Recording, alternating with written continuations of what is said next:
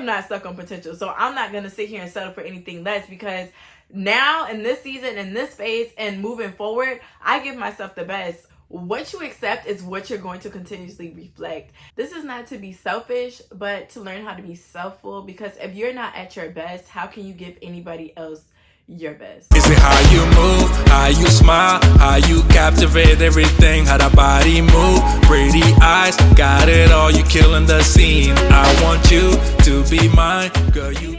My amazing A-listers, and welcome to another beautiful day with A. I am so grateful to be here, and I trust that you all are well. If you're not, I'm sending you all the good vibes. For those of you who are new, my name is A, and I'm your favorite mindset and meditation mentor.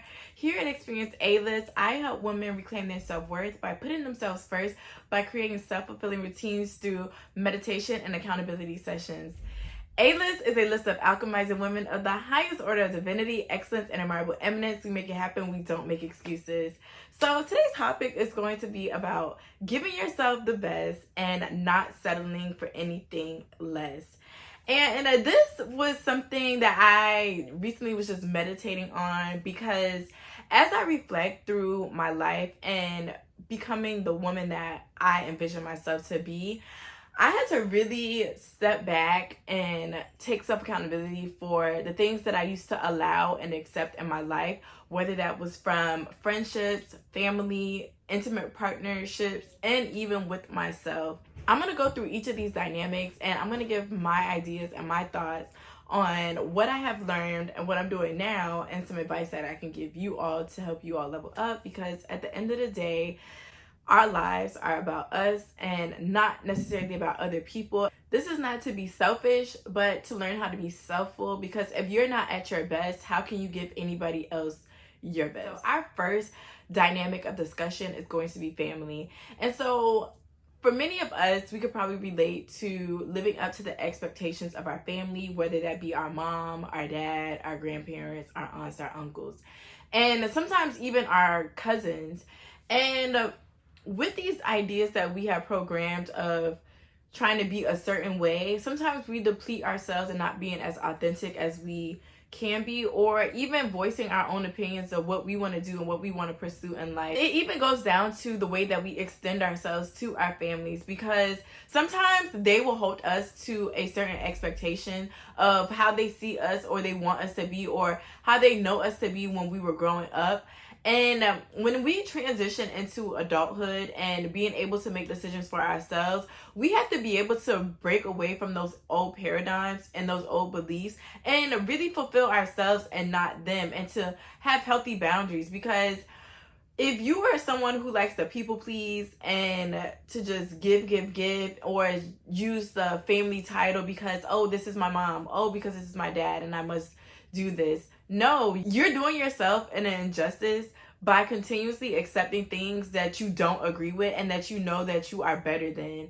And if you allow people, especially those closest to you and that are your blood and your relative, to continuously walk over you and to disrespect you and to guilt trip you into doing things that you don't want to do, or making you feel certain ways because you want to do X, Y, and Z, or go this direction, but they want you to go another direction. Like, no, like I said, you live your life for you. And if anybody who really loves you and has respect, not only for you, but themselves, they're not going to do that to you. And I had to learn that even with my own parents, because they see me as, of course, I am their child, but they see me as this little girl that has to listen to everything they're saying, or because they want the best for me, or they feel like I should be doing X, Y, Z that's better than what they did. They don't even see me as an adult. They don't even see me as a woman. I mean, now they do, but I would say from my early 20s up until I would say 26, I really had to demand my respect and move more in my authenticity and what I wanted to do for life. One, I am a mother, and two, I'm a young lady who is transitioning and finding her way through womanhood. And so those old beliefs of when I was younger and those things that they had expectations of, they no longer serve me. And I had to be strong enough and confident enough to put my foot down and say, no, I don't agree with this. No, I don't want to do this. And no, I am not doing that. And it's just as simple as that. Well, it may not be that simple, but you get what I'm trying to say. Like, you just have to really be able to step into your own power and to hone into your own voice and to take control of your life. Because at the end of the day, like I said, You live your life for you. You wake up with you, you're going to go to sleep with you. You're born with you, and you're going to die with you. So at the end of the day, you have to do these things for you. And of course, in more right and righteousness, if that's the spectrum that you live on. But you all get what I'm trying to say. Moreover, we're going to talk about friendships. So this is an area that I really struggled with growing up until about 2 years ago, when I had to really just let other people go. And there's no shade to anybody, but I had to be honest with myself and say, okay, this is the type of life and the type of friendships that I want to cultivate. And I had to look at what I'm accepting, because what you accept is what you're going to continuously reflect. Sometimes it may not be as obvious or abrasive in nature or characteristics as someone else may be doing to you, like maybe just lying to you or disrespecting you. But when I mean that you reflect that, it's what you're accepting. So you may be lying to yourself and saying that, oh, these people are my friends. Oh, they didn't just mean it because they're lying to me or they're disrespecting me. Like, no, you're lying to yourself by allowing these people to continue to manifest and fester in your energy. If you want better, you have to do better. You have to be able to stand 10 toes down and speak your mind and say, okay, this is what I want. If you're not going to give it to me, I'm going to move on. Because at the end of the day, there's just so many people in this world. There's so many endless possibilities. And where you grow up and the people that you're so used to, you tend to outgrow them when you're leveling up. And not everybody's going to have the same vision as you. Not everybody's going to have the same ideas as you as they did when you were younger. And for me, I had to learn that because I wanted to fit in. I felt insecure about my looks, about my talent, skills, and abilities, and the things that I wanted to really do in life. And I constantly settled in friendships that were not serving me because they were familiar or because they tolerated me. And the friendships that I have now, I absolutely love them. Like, these are people who actually show up for me, and a lot of them don't even live near me, which is interesting, and it's actually fun because I've gone out and visited them. Some of them have actually traveled down to my city and visited me. So I feel like that is a beautiful thing. And as you continue to grow into the best versions of yourself, you'll start to attract your tribe. You will have lonely periods where you might feel isolated, or you may feel like you don't have anybody to talk to, but those are the times where you need to strip yourself of the old way of being to regenerate and become a better version of yourself. And in that, you'll be able to see people for who they are. And if what you're giving yourself, if what you're pouring into yourself is good, then the people that you're going to attract are going to reflect just that. But you have to be honest with yourself, and you have to be able to read the signs and not act blind. So our last dynamic is going to be intimate relationships. And I'm a person who loves love, and I've been a sucker for love one too many times. And I've had to learn in my breakups and in my heartbreaks of what I really want and what I really need. There was a tweet that I saw on Twitter a couple months ago, and it went along the lines of, will you settle for less? You're telling God and the universe that's all you're worthy of. And it really struck home for me, because it's like, wow, it's like, if I say that I want the best, if I give myself flowers, if I am treating myself to the best, why am I going to settle for anything less? It doesn't make sense. And I've said this in videos before, and I used to feel like, okay, I never wanted to be a problematic partner. I never wanted to come off as too high maintenance and not really ask for too much because I didn't want to be a problem.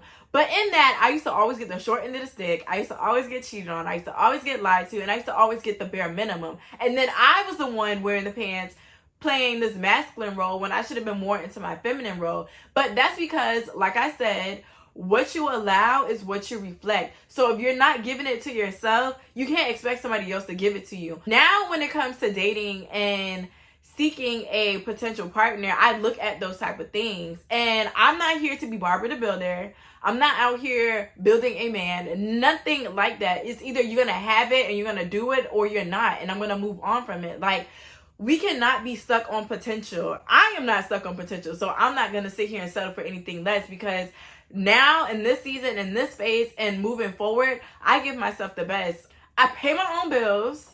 I buy my own flowers.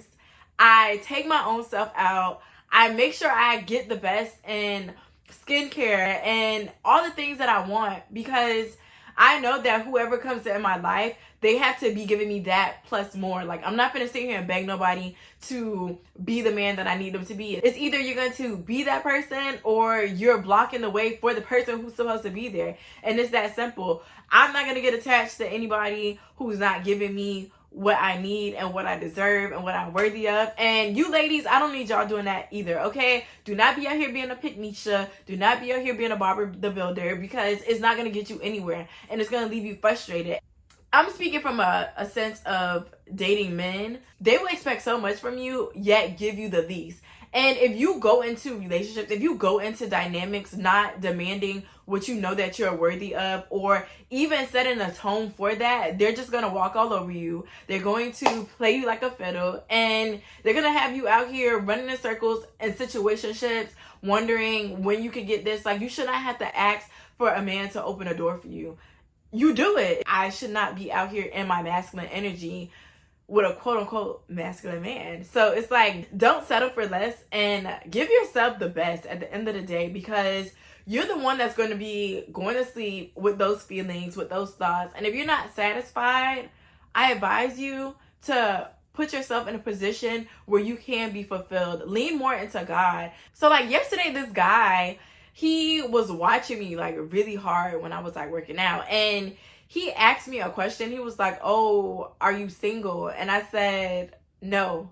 And then he said, "Oh, are you married?" I said, "No." And they just kept asking me these questions. I said that I was with God, because that is my main focus right now. And that is true, because at the end of the day, I am cultivating myself as a woman of God, being the goddess that I am. And I desire to be with a man who is in the image of God. And if you're not going to come correct, you're going to get left. I have no remorse. I have no empathy or sympathy for anyone who has these high expectations but yet has a low, poor class delivery. It's not gonna work.